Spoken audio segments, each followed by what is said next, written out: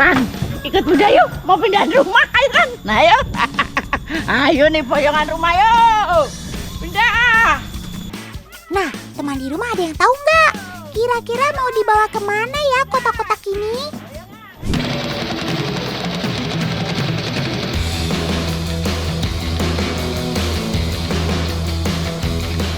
Bukan cuma kambing, sapi yang diangon, tapi lebah-lebah dalam kotak ini juga kita angon di sana ya Mas? Iya. Jauh Tan, ratusan kilo.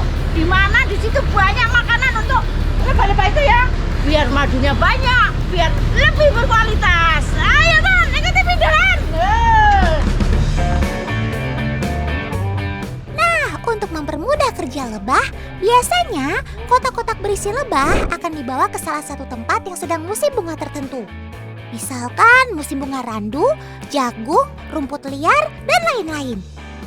Bisa dibilang lebah apis mellifera ini selalu berpindah tempat karena mereka bekerja berdasarkan musim bunga di wilayah tertentu.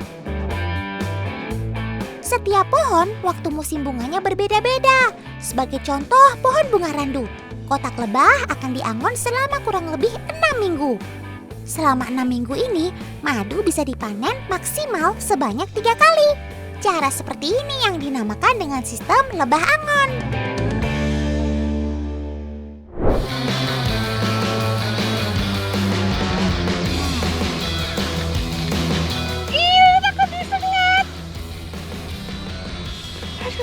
Sudah.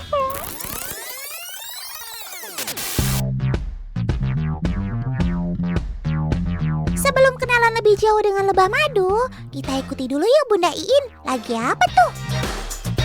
Benda yang lagi Bunda siapin bukan sembarang benda, tapi di sini nih akan lahir ratu-ratu baru. Ini, pasang lagi Dan. Oh, jadi yang Bunda dan Paman siapkan ini rumahnya para ratu lebah. Wah, banyak banget ya. Berarti bakalan banyak ratu baru yang akan lahir ya, Bun. Wah, lebahnya banyak banget, Bunda. Hati-hati ya. Udah bersih nih lebahnya Tan. Di sini banyak calon-calon ratu yang akan kita pindahin di tempat yang tadi itu. Tuh. Disinilah teman sel ratu berada. Proses ini yang dinamakan ternak ratu lebah. Bukan hanya madu yang diternakan, tapi ratunya juga bisa. Sel ratu yang ada di layer harus dipindahkan ke wadah khusus yang sudah Bunda dan Paman siapkan tadi. Harus dengan cara perlahan, supaya semua sel terbawa dan pindah dengan sempurna. Kemudian, layer berisi sel ratu lebah ini disimpan dalam kotak khusus.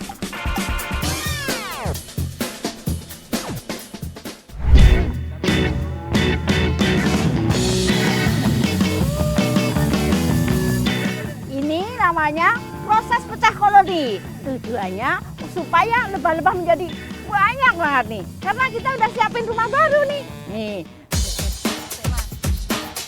Walah, jadi begini caranya mindahin koloni lebah ke rumah baru. Cie, kalian punya rumah baru nih sob. Oh iya, tujuan utama memecah koloni lebah ini tentu untuk memperbanyak jumlah lebahnya. Bayangkan saja teman, dalam satu koloni lebah apis mellifera biasanya paling sedikit berjumlah 10.000 lebah. Nah, kalau jumlah ini dipecah dengan tujuan memperbanyak, mereka bisa bertambah 2-4 kali lipat loh. Semakin banyak lebah, tentu akan semakin banyak madu yang dihasilkan. Mantap!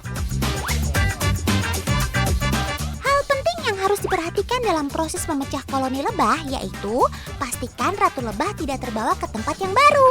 Nah, lalu koloni yang menghuni rumah baru ini gak ada ratunya dong.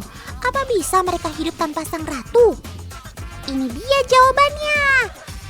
Layer berisi puluhan calon ratu lebah siap untuk digunakan.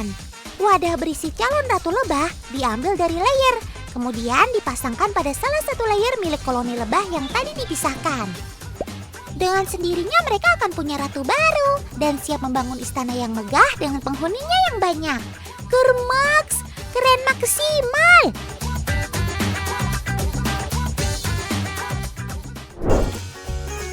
Ngomong-ngomong, pada percaya nggak kalau perut lebah ternyata transparan, teman? Nih ya, Otan buktikan. Dengan 2 macam larutan pewarna hijau dan merah ini, Otan mau memperlihatkan kalau apa yang mereka minum ini dapat terlihat, teman.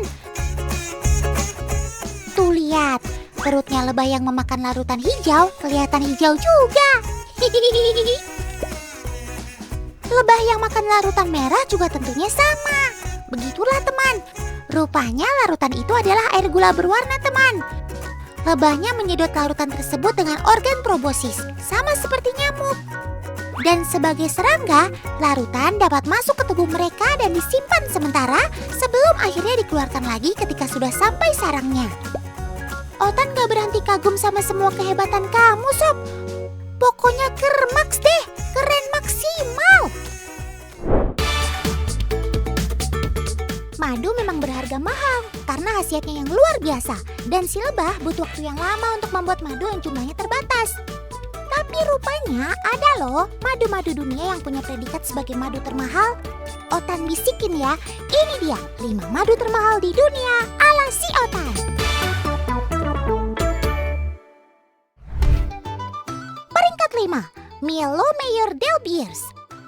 Tuh, nyebut namanya aja udah susah benar kan? Madu ini hanya ditemukan di Provinsi Leon, Spanyol dan harganya 2,3 juta sekilo. Weh. Peringkat 4 ada madu mentah Ikaria dari Yunani. Madu ini mahal karena kelangkaannya yang berasal dari Pulau Ikaria dan memiliki rasa unik ala pohon pinus serta tumbuhan lain khas pulau tersebut. Harganya bisa 3,3 juta per botol.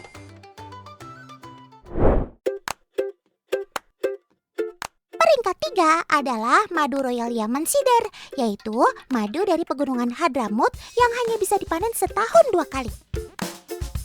Harganya 15 juta rupiah per kilo.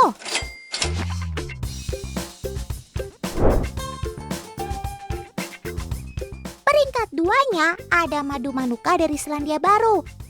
Bayangkan saja, harganya bisa mencapai 27 juta setoples. Alasannya karena madu ini hanya bisa diproduksi 10.000 toples saja dengan segudang khasiat kesehatannya.